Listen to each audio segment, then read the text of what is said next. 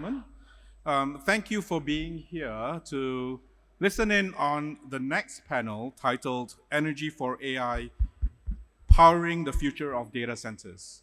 I think in the opening keynote yesterday, you've heard from different speakers around the impact that AI is going to have on the world in terms of how we kind of do work, how we do analytics, and of course, how it might change the workforce. But also, AI has significant computing intensity and cooling requirements, and that really requires us to rethink generation capacity, grid infrastructure, and system resilience. And so to address these challenges, it will require close collaboration between policymakers, energy leaders, utilities, and the technology sector. From WoodMac's perspective, it is going to grow, power demand is going to, from AI, is going to grow from about 500 terawatt hours up to about 1,500 terawatt hours by 2035. And that's a significant growth from where we are today. So joining me today to discuss this very interesting topic, we have Mansi, Madan, Tripathy. Please kind of welcome Mansi on stage. So Mansi is Vice President of Shell Lubricants Asia and Chair of the Shell Group of Companies in India.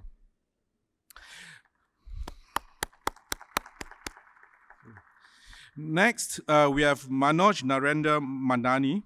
Manoj is the President of GasEntec and is a seasoned global business leader with deep experience across energy, infrastructure, and emerging technologies.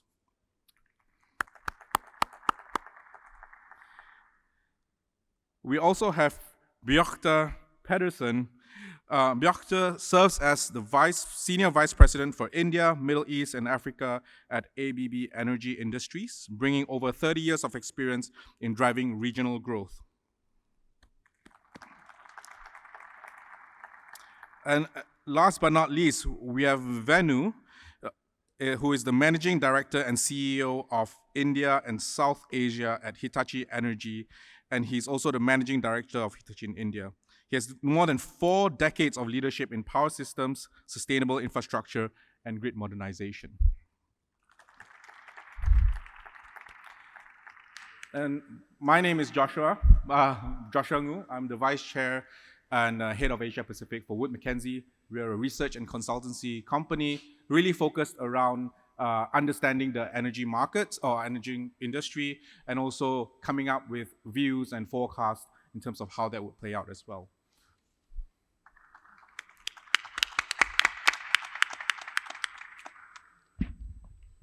Thank you very much. And thanks to the panelists for being here today. Before we get started, I think it's really nice that we will just kind of like keep this a bit more conversational, casual as we discuss. And of course, please feel free to kind of comment on any kind of specific topics that you have as well. Maybe just to kick-start this conversation, I think we probably kind of point to Bjarte from ABB. And the question here is, AI and data centers are really driving a lot of demand and really putting a lot of pressure on power systems today. This is not necessarily only in India, it is a phenomenon globally. So from your perspective, so where can we kind of better coordinate and how should we be thinking about generation, transmission, and demand planning as we go through this next phase of significant growth? Thank you for the question. That's a good introduction to the discussion.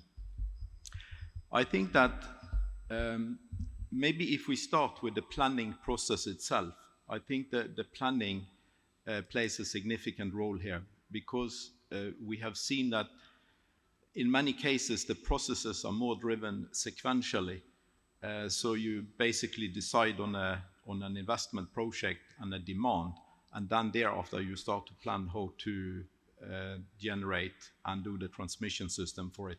So I think the first point I want to make is that this planning process probably will benefit from being more, let's say, integrated generation, transmission, and demand as a process.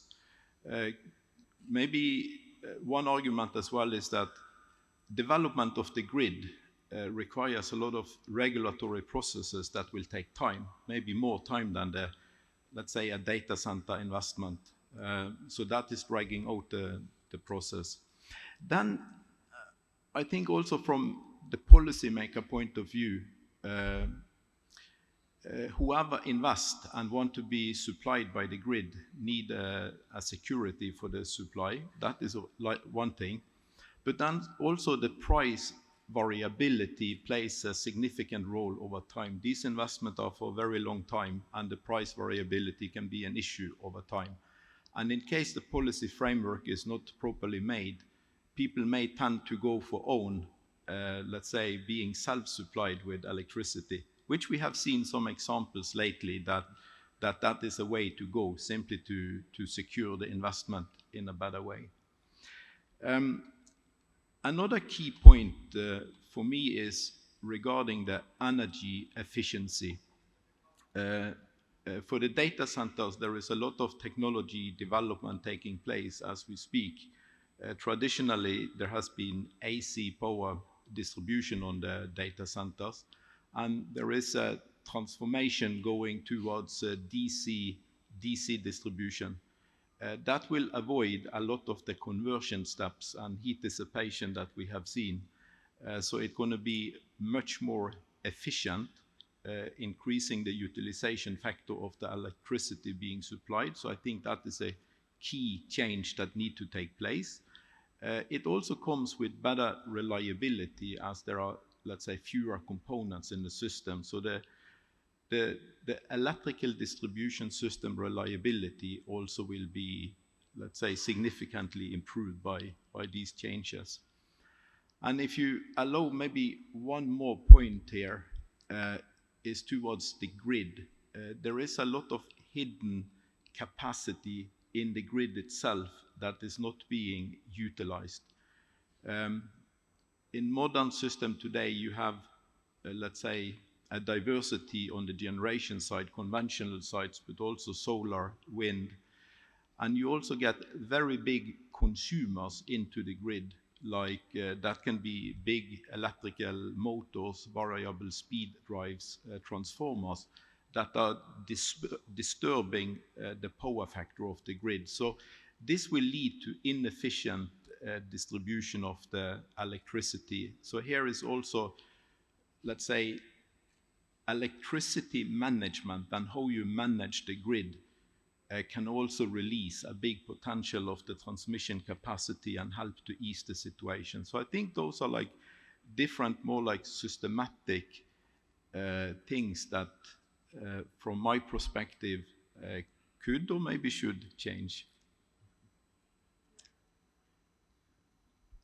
All right, thanks, Bjarte. And I guess that's kind of one thing kind of we kind of picked up from your kind of comments here, is that we really need to adopt that systematic thinking. We're thinking of it as a system. We think not only from, let's say, independently from a supply perspective, from a grid perspective, but also from a demand perspective. I think if one variable changes, it does have significant impact on the entire system in itself. And just kind of on the theme of thinking about it kind of across the entire value chain, we can probably start with kind of the very start in terms of supply of energy. And I think a lot of the conversation that we are having and a lot of topics we have hearing is really about the fact that, you know, a lot of these demand is going to be served by renewables, right? Mm. And so the question here is it really renewables that is going to drive that supply requirement for this demand growth? Or how are we kind of thinking about integrating potentially other supply solutions into making sure that we have that need being met effectively on a second-by-second basis as well? So maybe Mansi, if you have any thoughts around that. Yeah, no, thanks. I guess, you know, what we are talking specifically for India is absolutely unprecedented, right? Like, if we are thinking from a growth rate perspective, while the world grows at 13%, we are saying we're going to grow at 33%, right? And also, primarily, for us in India specifically, it's going to be an and story, right? So it has to be the classical, it needs to have the transition fuels and then renewable all working in together. And I guess picking on the previous comment, it is also that we won't have a single business model dictating how the entire data systems are going to work, right? Because it's about the ecosystem, it's the land, it's the entire. You can't, the co-location may work for US because you have the land over there, but may not work for India, right? Or having a captive, um, you know, um, the renewable plant with you, maybe it's solar or whatever, may not be a feasibility for lots, right? So there would be different business models, but I guess the important part for us is like, how do we ensure that there are like these, we are building a full ecosystem for at least 5 or 6 business models, and ensuring that they are future proof from end to end, right? So for example, if we are using solar, be it captive or coming from the grid, there's obviously a way by which gas can play both in the front load and back load in terms of, how do we use gas in that overall ecosystem as a very important part of it, while we are, ramping up, our pumped hydrogen, while we are ramping up our BESS, and how do we really become, again, self-reliant in that whole ecosystem. So I guess, both in the front end and the back end, there is going to be a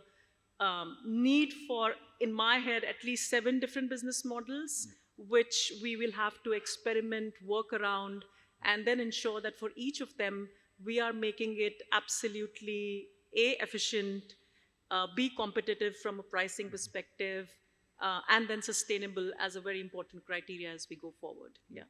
And I think your point about having different business models as well is really to enable.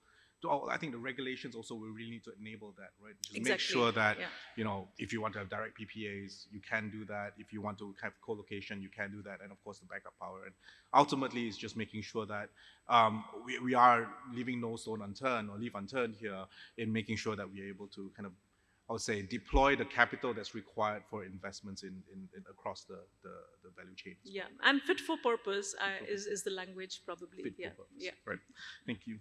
And of course, you mentioned gas as well. So I probably wanted to kind of get Manoj to chime in here about kind of gas and kind of other fields here that can kind of help with kind of us meeting the demand that's being generated from AI and data centers as well. So Manoj, any thoughts from your end? Sure. Thank you very, very much. And first, I would also like to thank DMG for hosting us here today. Thank you very much, and my fellow panelists too. I'm going to pick up a little bit on what both Bjarte and Mansi said. So, systems require planning.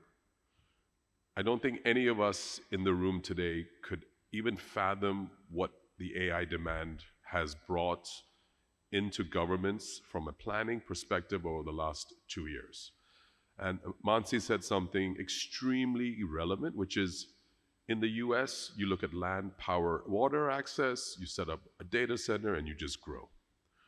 Renewables play a certain role. However, what is very, very clear, you need to have a hybrid feedstock. All right, certain nations are extremely relevant, resilient, because they invested in nuclear, coal, renewable, and gas as feedstock for their power. And I think what we are seeing now, and today, India's growth rate, India's consumption, I mean, the energy consumption alone is a huge industry. I mean, I'm not going to even put a number of 500 billion. It's just a massive number, and it keeps compounding daily. LNG plays a huge role. What we're seeing now, though, there's a disconnect, as we're seeing in the regular power sector. People have been focused on generation. The focus is distribution. How strong is your grid? How resilient is your grid? And LNG plays a huge role. I don't only call it transition, I call it transformation. It's energy transformation at its core. And governments are now looking at systems parallelly because their sequential approach is taking too long. What can we do to make sure we are relevant? We have a seat if they don't have a seat at the table, they're on the menu. So you have to decide, where do you want to sit? And they have been very, very clear to say, we need to sit here.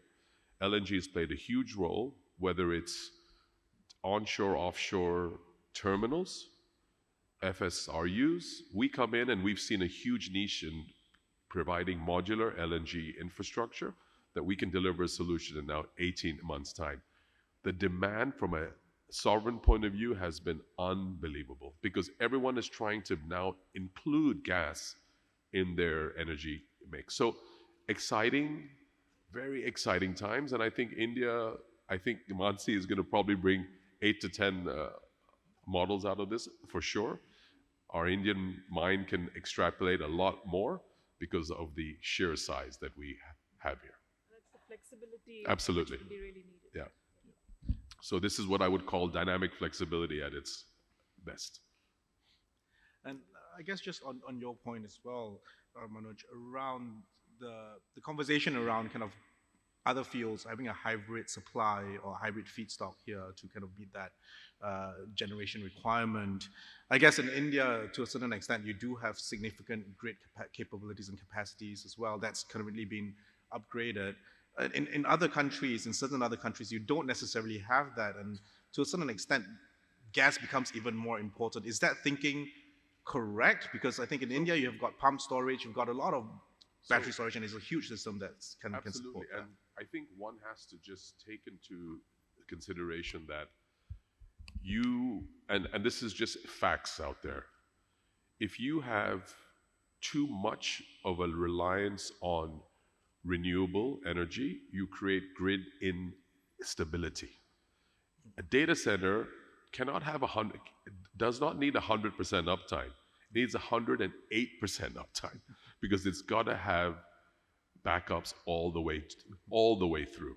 And we don't know what hours the sun shines. We don't know how strong the wind blows. But what we do know is if you have nuclear, coal, or LNG, you'll be powered all the time. So it's about creating a sustainable, resilient infrastructure that allows the nations to grow. And every single nation in the world that has an efficient energy price has direct correlation to GDP growth. So these are things that we need to ensure that we are not entering a zone of energy poverty. At the same time, energy security is to be maintained whilst we continue our digital growth. Thanks very much for that insight as well. I guess kind of moving kind of further down that value chain here, we're talking about grids. Maybe bringing Venu in here around grid and especially around the topic on supply chains. I think there's a lot of investments that's required here to effectively firm up, invest in the grids and make sure that it can manage a lot of this volatility and variability, more so variability in the grid, especially when increasing renewables, but also at the same time, the load from data centers may not necessarily be 70% or 80% capacity the entire time. There will be variability in that as well. And so I guess the question for Venu here is, so I think first thing, how important is that investment in grid, and kind of where are the areas that you think, especially India here, needs to really enhance and further focus on as we start to think about how else we need to make sure we have that ecosystem in place? Thank you, Joseph. First of all, good afternoon, everybody, and it's a pleasure to be back in IEW, and also great to be part of this great panel. And just adding to my co-panelist, it's very important that you need to have a multiple pathways, multiple technologies to ensure that these challenges have been met. If I come back to the grid planning, is a super important. Grid is what? It is a connection between the generation and the consumption. So there are a lot of things happen between generation, any form of the generation. It's a renewable, it's a LNG, it's a coal fire, it's a gas-based, and it's a nuclear, and then you come to the transmission, distribution, and finally consumption. The whole, the power systems started completely, different dynamics, and it's accelerated after COVID, especially on the energy transition. Everyone has a net zero commitment, sustainability. The whole energy mix is changing rapidly towards the renewable, okay? It could be solar, it could be wind, onshore, offshore, hydro, and many, many other things in that. In some of the countries, they're already reaching 90% in some part of their day to meet the entire demand through the renewable. So that's the kind of thing is going on. And India, with aggressive plans, they set up the ambitious plan, 500 gigawatt of renewable by 2030 and 500 gigawatt of interstate transmission network by 2030. It's a huge, ask. But India can also offer the scale. I give you one or two examples that how the scale is transforming massively in affordability standpoint. When the solar auction started, the price is in the range of high double-digit cents per US cents per kilowatt hour. And when the price fallen first time, 10 cents per kilowatt hour, everybody in the world said, no, it may not be possible. It's absolutely not possible. And today, what is the tariff? It's less than 2 cents, 2 US cents per kilowatt hour. And not only that, we have today almost 250 gigawatt worth of installed capacity in India is adding renewables in that. And government is also depending upon that, they're updating that thing in that. So with the volume effect and technology evolution is bringing the cost at affordable and making the business case itself in the generation. And we see the same thing in the transmission. Any part of the corner you generate, either through sun, solar, wind, or any form of the thing, how do you get to the load centers? And how do we ensure that these load centers are able to manage that? Especially the load centers like a data centers, and they're highly, the spikes on the momentary is anywhere between 100 megawatt to 200 megawatts in seconds. And I've seen in one of the AI-ready data center, a query on Chat GPT, it takes you 8 to 10 times more momentary load on the GPUs in that, 8 to 10 times in that. So the grids need to be designed, taking care of the flexibility, just now we talked about in that. Flexibility arising out of the different generations and flexibility arising out of the different load forms. And these load forms are not uniform, as we used to predict for hundreds of years. The load forms are more, you can predict. Today, it's not possible to predict. We need a different digital technologies that, it can predict in that. So all the good thing is that the technologies are available, the technologies are existing. Of course, we need a different technologies to complement as we are moving forward. But what is important is that we need to deploy those technologies so that, every component going into this system is future fit. And the good part is that technologies are existing in that. Yep, definitely. And I think one point you mentioned, and I think just kind of as you were talking through it, one thought came to mind, and I'm sure you've definitely had a lot of conversations about it, is the fact that I guess the Indian government really recognized the fact that you need to have a local supply chain and put in a lot of support and mechanisms to make sure that ecosystem is built. Yeah. And I think, and that happened a few years ago. And today, if you're looking around the world, many other countries are actually thinking in the same way just a few years later. Yeah. And I think that's been something that has been absolutely transformational for India. Like, would you agree? And absolutely. I think government started a Make in India initiative in a very big way, massively in several sectors, several important sectors which are important for the country. But now they are also adding in that Make in India coupled with AI in India is going to be a game changer for overall basis in that. Yes, definitely kind of that game changer as you mentioned. Yeah. Yeah. I'll pick up on your kind of second part of your conversation here around grid and using technology to unlock the capabilities to allow the grid to be more flexible. I'll probably want to bring Bjarte back here again in terms of, I think, your expertise and your experience in kind of leveraging AI, leveraging technology, and leveraging digital technologies here to really unlock some of these flexibilities within grids. And if you can share any examples or success cases, that would be amazing. Yeah, thanks. That's also a good question. I think that there are two key areas where the AI going to play a significant role, and to some extent already playing. I think on one side, the grid optimization and managing the energy flow kind of used to be more like a static issue. But with all the variable loads that we are seeing today, and also with solar and the need to stabilize the grid, this is kind of becoming more like a dynamic optimization that is needed. even before it was difficult to optimize the grid. And we see that the digital tools powered by AI are really playing an important role in optimizing the electricity flow on the grid and avoid, let's say, the bottlenecks. That is probably the most important area I see that AI can play a role at the moment. But other than that, when you come to the grid reliability and resilience, you also have AI playing a very important role in condition monitoring and fault, let's say, fault forecasting or identification. I think I can refer back to the opening speech by ADNOC CEO yesterday, indicating that half of the unplanned outages have been reduced by using AI-based tools to avoid faults or unexpected faults.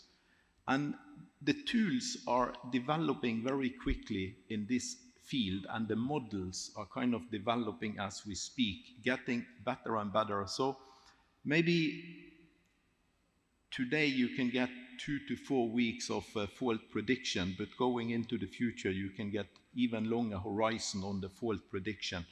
And I think that is the second area where AI really going to change the way or the reliability of the grid and the resilience in the grid. So I will highlight those two examples. Thank you very much. And I think also we talked quite a lot about kind of the need to have system thinking or system thinking around how we solve a lot of this, well, not solve, but kind of unfold a lot of, unravel a lot of these opportunities and make sure that we are optimized here.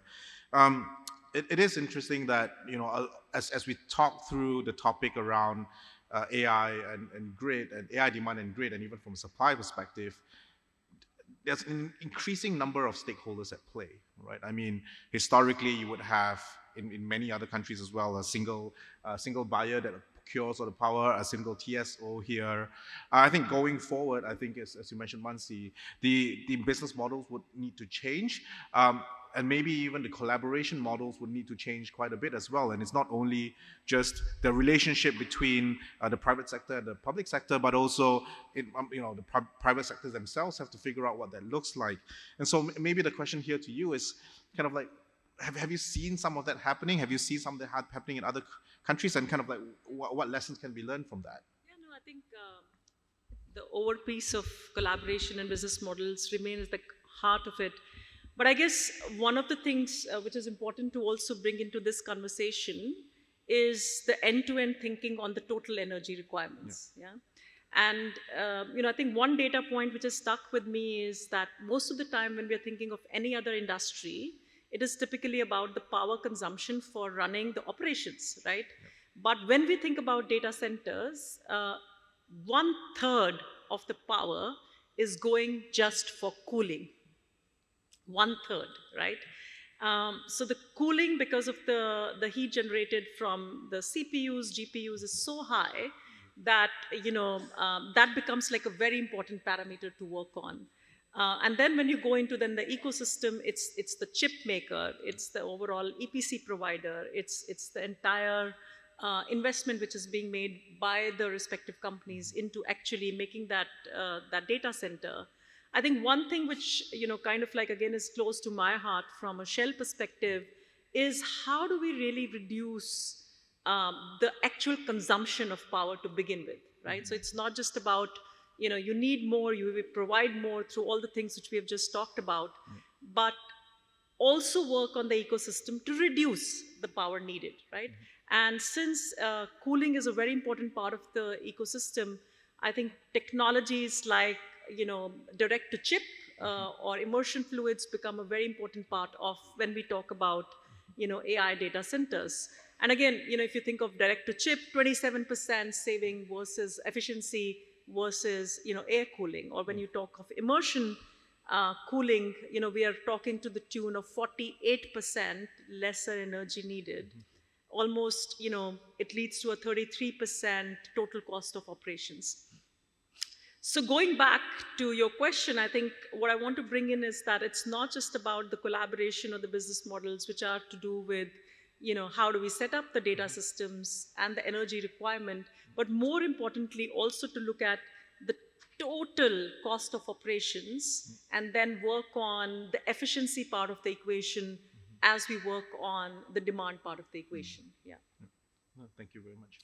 I'd just like to add something here to your question and following on what Mansi just said.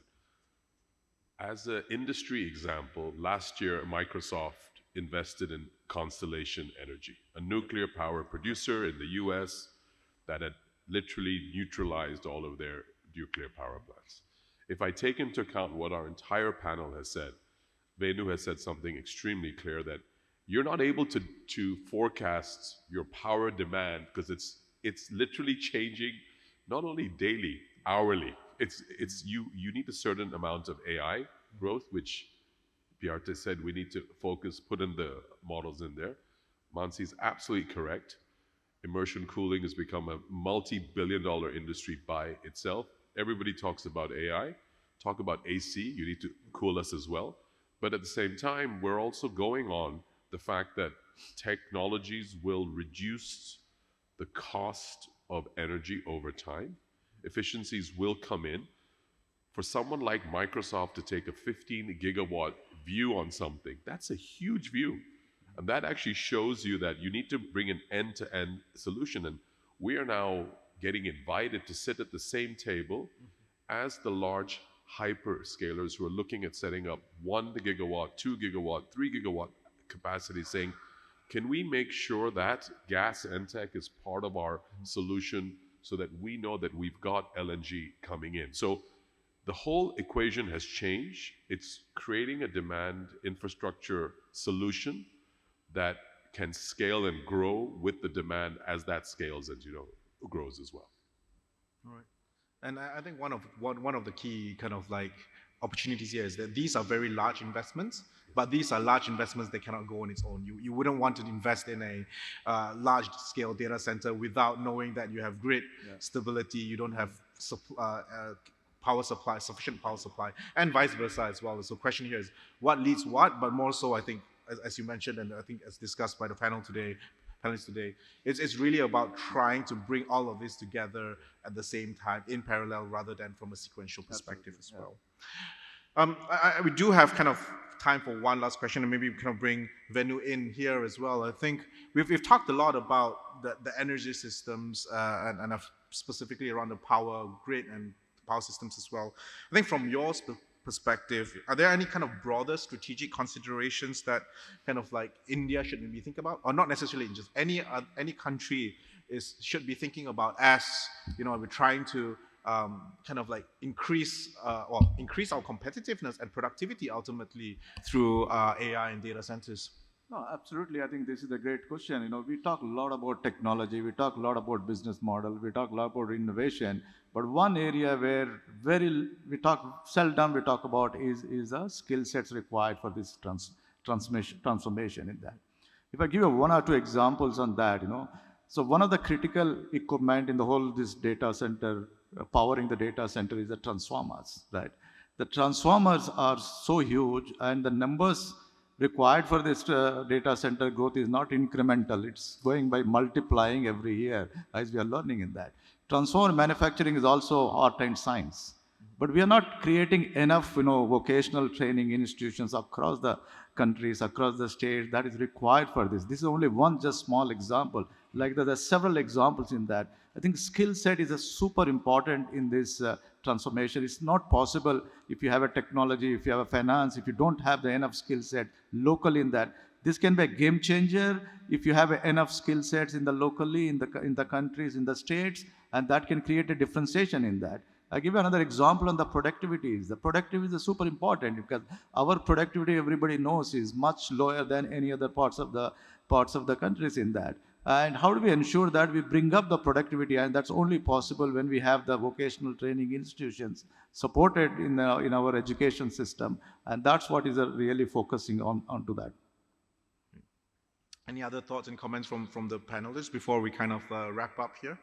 I'm looking at the screen here. We've got 1 minute left. So. I think one thing that I would just also look at is the fact that this is a very unique time where before securing a data center, those data center operators are securing their chip supply. All right, so they're actually in a conundrum where they now have to source the entire value chain. And I've never seen this where they secure chips first without having actually built the center. And that explains the huge hardware growth which we are seeing. But at the same time, instead of running a sequential process, they're now running parallel process. How do we secure the entire infrastructure, the energy demand? I mean, it's a whole thing, and it's incredible to see how much money has been spent here. And I just hope that common sense kicks in, and we can actually provide all of the energy that we require. That's all. Absolutely. I mean, I guess for me, it's like, in this one, there is no debate in terms of, which, how fast, and I mean, it is an inevitable reality. And I guess the most important part for me is then the cross-collaboration, which needs to happen with policymakers across the industry, because the only way to think about it is end-to-end. Otherwise, we are missing the game completely. Yeah. All right. I mean, I think we just ran out of time. Quickly, from my perspective, from hearing and learning from the panelists as well, I think one key thing that kind of really came to me was it is a very simple topic, right? It's from how we see it, we need more energy for AI and data centers, right? And from a very simplistic term, we need more power, if you think through that. But as we really start to unpack this conversation and this topic, it really becomes an extremely complex solution that I think a lot of us are increasingly aware of. I think some companies, some countries, some governments have just started. I think India has been down this path a lot longer, and there's a lot of perspectives that we can learn from one another as well. But ultimately, it is about systematic thinking. It's about making sure that we have the flexibility within the grid, and really making sure that we leverage all kinds of technologies and solutions to be able to, I would say, unlock these opportunities. And as we kind of look at how this industry is going to play out in the future, in my head, one thing for sure is that the energy systems and the industry that we see it today is definitely going to change. The suppliers of yesterday would probably be also integrators in the future, and vice versa. And I think it is extremely dynamic, and as mentioned by Manoj earlier, around Constellation being purchased, but also at the same time, we are seeing Google and Meta buying power trading companies just to make sure that they also manage some of that price volatility and risk as well. So lots to look out for, lots to learn from one another, and a lot more conversations around this will need to happen as we kind of like scale and meet that demand. So thanks a lot to all the panelists, and for all the audience here, please give a round of applause and thank the panelists for sharing their perspectives. So thank you very much.